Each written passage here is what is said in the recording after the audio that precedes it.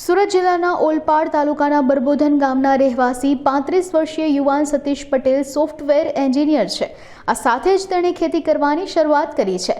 સતીશ પટેલ ખેડૂત, software engineer અને વેપારીનો ત્રિવેણી સંગમ છે। આ યુવા ખેડૂત અન્ય યુવાનો માટે પ્રેરક ઉદાહરણ પૂરું પાડી રહ્યા છે। આ સોફ્ટવેર એન્જિનિયર યુવાને વ્યવસાયની સાથે ખેતી અપનાવી યુવાનોને જમીન સાથે જોડાયેલા રહેવાની પ્રેરણા આપી છે। તેમણે સોફ્ટવેર અને ડિજિટલ ટેકનોલોજીના ક્ષેત્રમાં બિઝનેસની અસીમિત તકો હોવા છતાં વ્યવસાયની સાથોસાથ ખેતીને પણ જીવનનો ભાગ બનાવ્યો છે। મારું નામ સતીશ કુમાર ઠાકોરભાઈ પટેલ, ગામ બરબોધન, તાલુકો ઓલપાડ, જિલ્લો સુરત। હું આ ગલગોરાની ખેતી છેલ્લા 4 વર્ષથી કરી રહ્યો છું।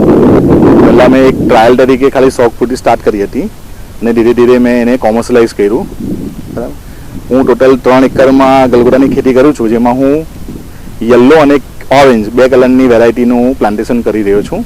3 એકરમાં ટોટલ 30 થી 32 હજાર જેવા પ્લાન્ટનું પ્લાન્ટેશન મેં આ વર્ષે કર્યું હતું અને સાથે પ્લાન્ટેશનની સાથે મલ્ચિંગ, ડ્રીપ એ બધાનો ઉપયોગ કરીને મેં એકદમ અદ્યતન ટેકનોલોજીની સાથે જ મેં આ બધી ખેતી કરી છે, જેમાં પણ મને ગુજરાત સરકારના જે બાગાયત વિભાગ તરફથી મલ્ચિંગ માટે 50%, પ્લાન્ટ માટે 40%ની સબસિડી પણ પૂરી પાડવામાં આવી હતી, જેના સહાયથી હું આ સફળ થઈ શક્યો છું એકચ્યુઅલી।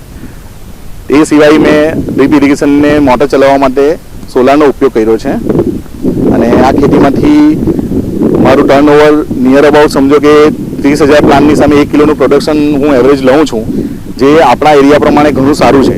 જે મહારાષ્ટ્રમાં અને બીજા એરિયામાં 1.5 થી 2 કિલો સુધીનું પ્રોડક્શન આવે છે ને આપણો એરિયામાં જમીનમાં ખારાશ હોવી, વાતાવરણમાં ખારાશ હોવી, દરિયા કિનારે લાગવું, એના લીધે થોડું પ્રોડક્શન ઓછું આવે છે, છતાં પણ બીજા ઘણા બધા ખેડૂતો કરતાં અમારું પ્રોડક્શન ઘણું સારું છે।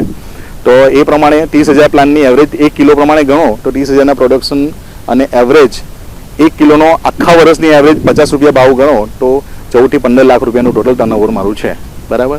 અને એમાંથી તમે ધારો કે 40% ખર્ચો કરીને 60% સુધીનું અમારું પ્રોફિટ અંદર રહી છે, તો 8 થી 9 લાખ રૂપિયા અમને સીધા મળી રહે છે। તો હું પોતે એકચ્યુઅલી સોફ્ટવેર એન્જિનિયર છું, મારી પોતાની આઈટી કંપની પણ છે, મારું પોતાનું ટ્રેનિંગ સેન્ટર પણ છે, છતાં પણ હું ખેતી સાથે કરી રહ્યો છું, કેમ કે ખેતીમાં પણ નોલેજની ખૂબ જ જરૂર છે અને જે લોકો પણ એજ્યુકેટેડ છે અને નોલેજ સાથે ખેતી કરવા આવે છે તે લોકો કોમર્શિયલાઇઝ ખેતી ઘણી સારી રીતે કરી શકશે એવું મારું માનવું છે। તો હું દરેક યુવાનને પણ અપીલ કરું છું કે એ લોકોએ ખરેખર દિલથી ખેતીમાં પણ જોડાવવું જોઈએ, એને કોમર્શિયલાઇઝ કરીને ખેતી કરવી જોઈએ, તો તમને બીજા ઘણા બધા ધંધાઓ કરતાં પણ ઘણો સારો અંદરથી પ્રોફિટ મળી શકે છે। બસ એટલું જ મારું કહેવું છે અને યુવાનોને ખાસ વિનંતી છે કે ખેતી સાથે જોડાઓ અને આગળ વધો।